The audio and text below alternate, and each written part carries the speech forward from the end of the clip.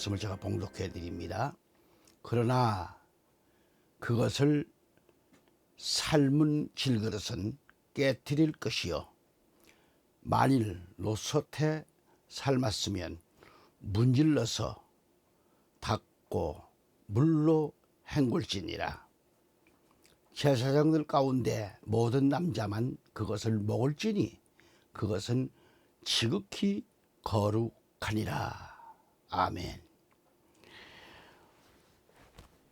지난번 레위기 6장 27절의 말씀에서 첫째로 그 고기에 닿았거나 그 피가 어떤 의복에든지 튀었다라든지 뿌려졌다고 하면 거룩한 곳에서 빨라 이렇게 말씀했습니다.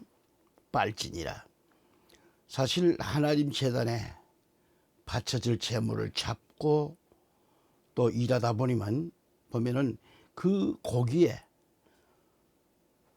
손에 닿기도 하고 또는 뭐 그 피가 의복에 묻을 수도 있고 튀기도 할 수 있는 거죠.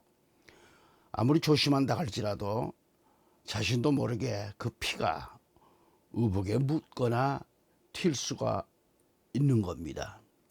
그렇기 때문에 이렇게 되었을 경우 거룩한 곳 성소에 들어가서 그 의복을 벗고 깨끗하게 빨아야 하는 거죠.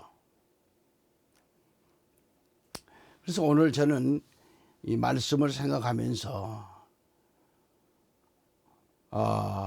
제목을 이렇게 잡았습니다. 깨트릴 것과 헹궈내야 할 그릇. 부제로는 제사장 중 모든 남자가 그것을 먹을지니라는 거고요. 여기서 제단의 제물을 취급할 수 있는 자들은 누구입니까? 누굴까요? 아론과 그 아들들입니다. 제사장들은 하나님의 거룩한 곳 성소에서 거룩한 일을 위하여 구별된 자들입니다. 이 제사장들을 가리켜 거룩한 자들이라 그런 거죠. 그래서 본문은 하나님의 성소에서 일을 하는 제사장들은 그 고기에 접촉만 해도 거룩하게 된다고 말씀합니다. 거룩해진다 그런 얘기죠. 개역 한글 성경 보면은 무릇 그 고기에 접촉하는 자는 거룩할 것이며 라고 번역이 됐고요. 그러나 개역 개정 성경에는 그 고기에 접촉하는 모든 자는 거룩할 것이며 이렇게 지금 번역이 되어 있습니다. 이 말은 속죄 제물인 고기를 취급할 수 있는 사람은 아론과 그 아들들인데 이들은 거룩한 곳 성소에서 그렇게 성소에 속한 자들이죠. 하나님의 거룩한 일을 위해 특별히 구별된 자들이다 이 말이죠. 그래서 제사장 아론과 그의 아들들은 거룩한 자들로 구별되어 있다는 뜻입니다. 레위기 6장 18절에 그 다음에 오늘 본문 또 28절에 가보면 그 고기를 토기에 삶았다. 흙으로 만든 그릇을 토기라 그러죠. 질그릇이라 그러죠. 그 그릇을 깨트리라 그랬어요. 토기에 삶았으면 고기를 토기에 삶았으면 그 그릇을 깨트릴 것이요. 만일 유기에 삶았으면 유기는 철로 된 솥이나 이런 거, 가마솥 이런 거죠. 거기에 삶았으면 그 그릇을 닦고 물에 씻을 것이요 라고 말씀합니다. 이걸 좀 한글 킹제임스를 보니까 토기 그릇을 질그릇, 유기 그릇은 노솥이라고 번역되어 있더라고요. 그래서 토기 그릇에 고기를 삶았다고 하면 깨트려야 합니다. 왜냐하면 토기 그릇은 음식물이 흡수된대요. 스며든다는 거죠. 그래서 하나님께 거룩하게 드려진 속죄제물의 기름기나 냄새가 토기에 배어든다는 거죠. 그러므로 이렇게 사용된 토기 그릇은 반드시 깨트려 버려라. 깨트려 버리라는 거. 깨트리라. 여기서 우리 알아야 할 건 뭡니까? 하나님께 불로 드리는 화제로 드려졌던 제물의 고기는 제사장들에게 돌아갈 분깃인데, 만일 제사장들이 그 고기를 토기 그릇에 삶아 먹었다고 하면 식후에 그 토기 그릇을 반드시 깨트려야 됩니다. 왜냐하면 이 그 질그릇에 음식물이 배어들어 있다고 하는 것 때문에 그렇게 깨트려야 한다는 거죠. 그런데 그 문제의 토기 그릇을 깨트리지 않고 그대로 방치해 두었다고 하면 하나님의 명을 어긴 불순종이 되는 겁니다. 왜 토기 그릇을 깨트려야 하는데 말이죠. 응? 그러면 왜 깨트려야 할까요? 흙으로 만든 그릇은 흡수력이 있다고 했죠, 위에서. 그리고 그 토기의 고기를 삶았을 경우 어떻게 된다고 했죠? 기름기나 냄새가 토기에 배어들기 때문이고요. 그래서 깨트려야 된다, 그런 얘기죠. 여기서 우리가 신앙생활에 있어서 토기 그릇에 삶지 말라고 하는 하나님께서 무엇을 뜻하는가? 이 말라는 토기 그릇에 삶지 말라고 하는 그 뜻이 뭘까?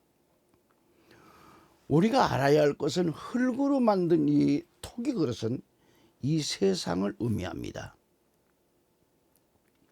그리고 흙으로 만든 그릇에 제물의 고기를 삶았어도 안 되고 담아서도 안 되고 그렇습니다. 왜냐하면 하나님께 드려야 할 제물이나 또는 제사를 드리고 난 후 그 고기도 거룩한 제물인데 이 제물을 세상적인 것들과 혼합해서는 안 된다는 그런 의미가 있는 겁니다.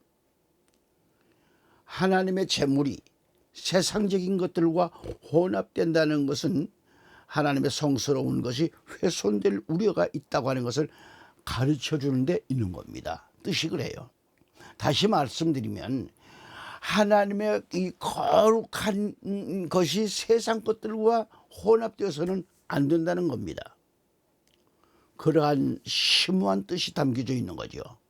그래서 토기 그릇에 거룩한 그 제물을 담거나 삶았을 경우 기름과 냄새가 흡수되어 있기 때문에 깨트리라는 겁니다. 하지만 놋으로 만든 솥이나 놋그릇은 기름기나 냄새는 스며들지 않는 거죠. 안 스며들어요. 고기를 삶았어도 그 놋솥에 묻어있는 기름기나 냄새는 깨끗이 닦고 헹궈내면 아무런 이상이 없는 겁니다. 그래서 놋솥이라든지 놋그릇은 하나님의 거룩함이 훼손되지 않습니다. 질그릇은 훼손될 우려가 있기 때문에 사용 후 반드시 깨트리라는 거죠. 깨트려야 돼요. 따라서 제사장들은 속죄 제사를 드리고 난 후 지분으로 고기를 받습니다. 나눠주는 거죠. 고기 외에 기름과 피는 하나님께 거룩한 제물이기 때문에 제외됩니다. 그걸 안 줘요. 그래서 제사장들은 분배받은 고기를 놋솥에 삶아서 먹게 됩니다. 그리고 놋솥이나 놋그릇은 기름기나 냄새가 배어들지 않기 때문에 깨끗하게 닦고 헹궈내면 된다는 거죠. 질그릇처럼 깨틀지 않아도 되는 겁니다. 그렇다면 지금껏 말씀드린 토기 그릇과 놋솥에 대해서 어떠한 규례가 있을까요? 어떠한 규례가 있을까? 중요한 것은 영적인 면에서 또는 신앙적인 면에서 생각할 수 있는 것인데, 거룩한 것과 속된 것을 구분하라는 겁니다. 구분하라. 결국 거룩한 것과 속된 것은 결코 함께할 수 없다는 말이죠. 우리 신앙생활에서도 매우 정말 깨달아야 할 말씀이고 해당되는 말씀입니다. 아울러 하나님의 이 거룩함은 철저하고도 온전하게 보존되어야 한다고 하는 것을 의미하고 있는 거예요. 그래서 위에서 언급해 드렸듯이 하나님 앞에 하나님께 제사 드리고 난 속죄 제물 가운데 피와 기름은 하나님의 것입니다. 그 외의 제물의 고기는 제사장들이 받는 분깃이에요. 여기서도 제사장들의 옷에 제물의 피가 묻었을 경우, 그러면 그 피 묻은 옷을 성막 안 거룩한 곳에서 깨끗하게 빨아야 합니다. 여기서 피는 생명을 상징한 그런 대성물이라고 말하죠. 대성물. 예. 큰 대자, 거룩할 성자, 물물자리죠. 만물, 그래서 대성물이다 이 말이죠. 그래서 이 대성물인 이 피, 생명을 상징한 피는 오직 하나님께만 드려야 할 그런 대성물이라 했다는 거예요. 대성물이다. 그리고 이 피는 예표적인 의미에서 속죄 제물의 피는 우리 주 예수 그리스도의 대속의 희생을 상징하고 있는 겁니다. 그렇기 때문에 이처럼 대성물인 피가 옷에 묻었는데 그대로 방치해 둔다는 것은 주 하나님의 거룩성을 훼손하는 행위가 되는 거죠. 그래서 피가 묻었거나 피가 튀었거나 한 것은 하나님의 거룩한 성소 안, 거룩한 곳에서 그 의복을 벗어서 깨끗하게 빨고 헹궈내면 깨끗이 제거됩니다. 그리고 위에서도 언급했듯이 제단의 제물로 드려진 고기가 잘 다루어야 하고 고기를 삶아 먹었던 그릇도 깨트릴 것은 깨트리고 깨끗하게 씻고 보관할 그릇은 잘 챙겨야 합니다. 그리고 하나님께 되어서 바쳐진 그 모든 성물은 거룩한 제단, 성막 밖으로 가지고 나가면 안 되죠. 갖고 갈 수가 없습니다. 만일 제단에 드려진 이 대성물을 가지고 성막 밖으로 그걸 들고 나갔다고 합시다. 그 왜 안 될까요? 거룩한 대성물이 성막 밖에 부정한 것들과 접촉될 우려가 있기 때문에 그렇다는 거죠. 그 이유가 뭐예요? 이유는 하나님의 거룩성이 파괴될 우려가 있다는 얘기입니다. 그래서 하나님의 특별한 이 대성물로 간주된 속죄 제물의 피는 어떤 경우에도 성막을 벗어날 수 없고 옷에 묻는 피는 깨끗하게 빨아서 헹궈내야 하죠. 신약시대에 와서 이러한 사상을 반영하고 있는 메시지는 고린도후서 6장 14절 18절에서 잘 다루고 있는데, 여기서 사도 바울은 성결과 부정, 하나님과 우상, 신자와 비신자, 빛과 어둠의 구별과 분리를 강조하고 있는 거죠. 그래서 우리 그리스도인들은 주 하나님께 구별된 거룩한 그 백성들, 그리스도인들의 생활에서도 단호한 결정을 내려야 한다는 것을 권고하고 있는 거죠. 그리스도인들로서 주 안에서 구별되게 신앙생활을 하기 위해서는 강한 마음을 갖고 결단한 것들이 있다면 끊을 것들은 다 끊어야 돼요. 하나님 보시기에 합당치 못한 것을 우리가 가지고 있으면 안 됩니다. 버릴 것은 다 그래서 버려야 되는 거죠. 그렇게 함으로써 어제보다는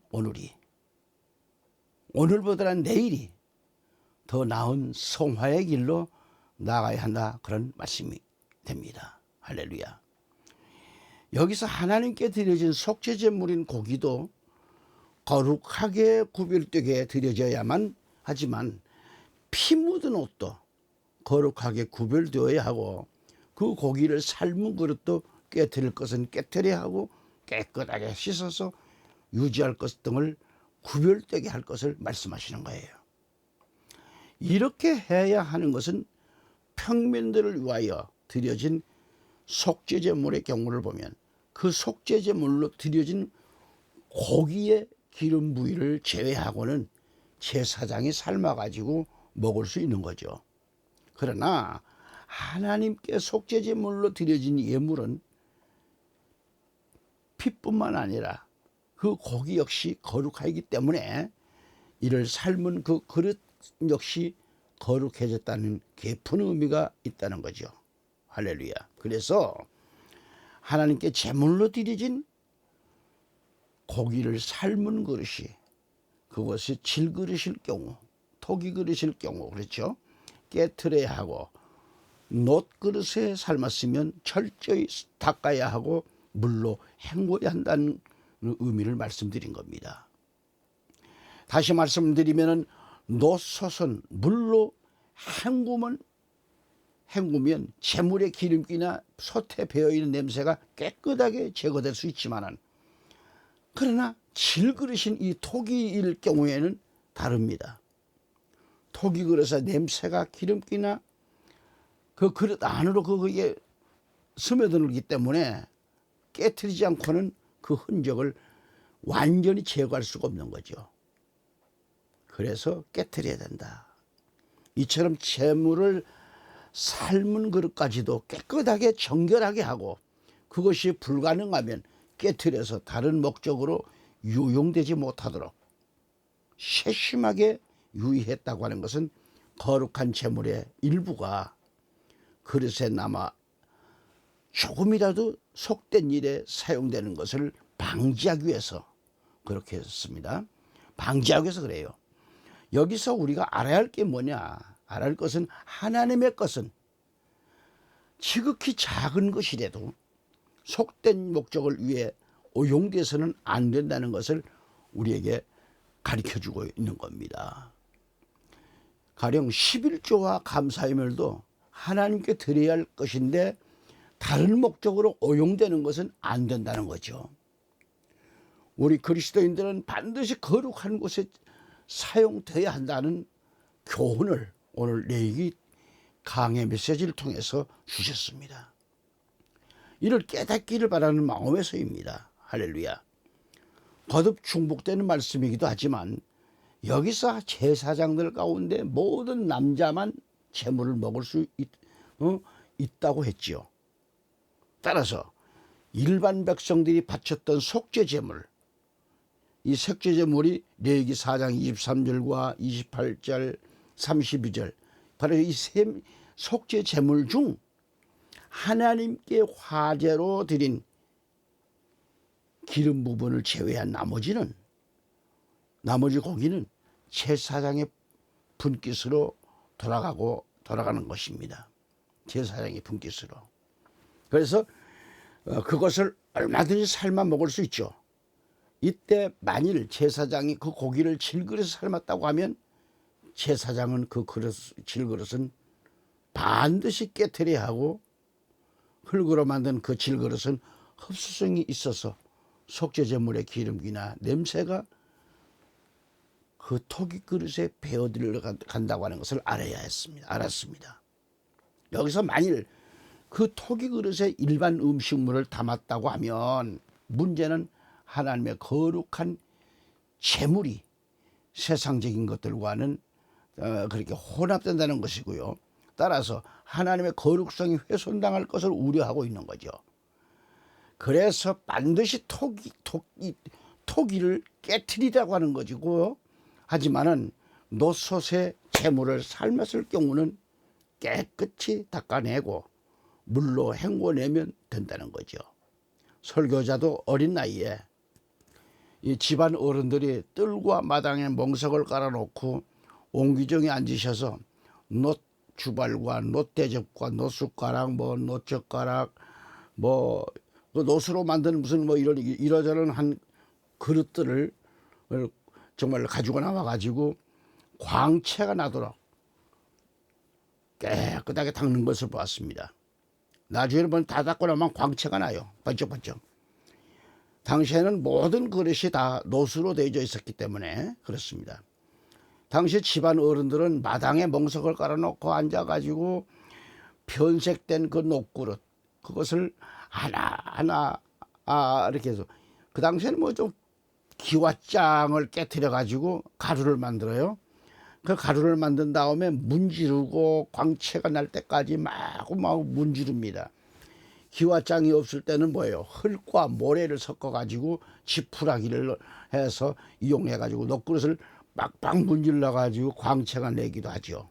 광채를 내요. 그래서 교회에서도 또 녹그릇들을 많이 사용했습니다. 당시에 그 녹그릇들을 다 닦아가지고 깨끗한 물에 헹궈내야 하고 보관해 두었다가 또 행사 때 다 또 끄집어내가지고 사용해 왔습니다. 다시 본문을 보면 제사장의 지분을 돌려진 그 제물의 고기를 만일 녹그릇에 삶아서 먹었다고 하면 고기 담은 그릇이 질그릇이 아니라면 깨트리지 않아도 된다는 거죠. 왜냐하면 노수로 만든 그릇은 토기와는 달라서 흡수성이 없다는 거죠. 그래서 깨끗이 닳고 헹궈내면 되는 겁니다. 한편 이러한 토기 그릇과 노솥은 그릇에 관한 법규가 함축되어 있습니다. 이것은 거룩한 것과 속된 것은 결코 함께할 수 없다고 하는 것을 의미하면서, 아울러 하나님의 거룩한 것들은 온전하게 보존되어야 할 것을 말씀해 주신 것입니다. 할렐루야. 신약시대에 이러한 그 사상을 반영하고 있는 바울 사도의 메시지는 바른 성경을 보니까 고린도후서 6장 14절 18절 말씀입니다. 너희는 믿지 않는 자들과 멍에를 함께 매지 마라. 의와 불법이 어떻게 함께하며 빛과 어둠이 어떻게 사귈 수 있겠느냐.